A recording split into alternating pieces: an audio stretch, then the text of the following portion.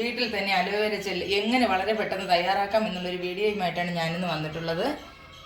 വളരെ കാലം കേടുകൂടാതെ ഇരിക്കുന്ന കട്ടിയുള്ള ജെൽ എങ്ങനെ വീട്ടിൽ തയ്യാറാക്കാമെന്ന് നമുക്ക് നോക്കാം. ഈ വീഡിയോ നിങ്ങൾക്ക് തീർച്ചയായും ഉപകാരപ്പെടും. നിങ്ങളെല്ലാവരും എന്നെ സബ്സ്ക്രൈബ് ചെയ്ത് സപ്പോർട്ട് ചെയ്യണം.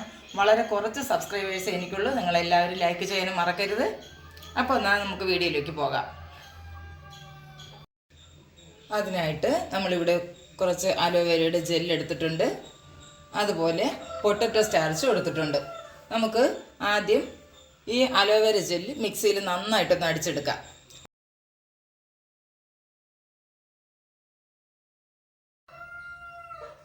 ഇതായിപ്പോൾ അലോവേര ജെല്ല് നമ്മൾ നന്നായിട്ട് അടിച്ചടിച്ചെടുത്തിട്ടുണ്ട്.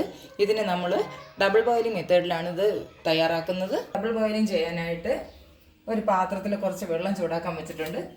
ഇത് ചൂടാകുമ്പോൾ നമുക്ക് അലോവേര ജെല്ല് ഇതിലേക്ക് മറ്റൊരു പാത്രത്തിലേക്ക് വെച്ച് കൊടുക്കാം.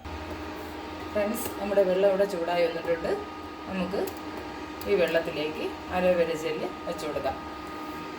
തീ മീഡിയം ഫ്ലെയിമിലോട്ട് ആക്കി കൊടുത്തിട്ട് നമുക്ക് ഇതിലേക്ക് പൊട്ടറ്റോ സ്റ്റാർച്ച് കുറേശ്ശെ ചേർത്ത് നന്നായിട്ട് ഇളക്കി കൊടുക്കാം.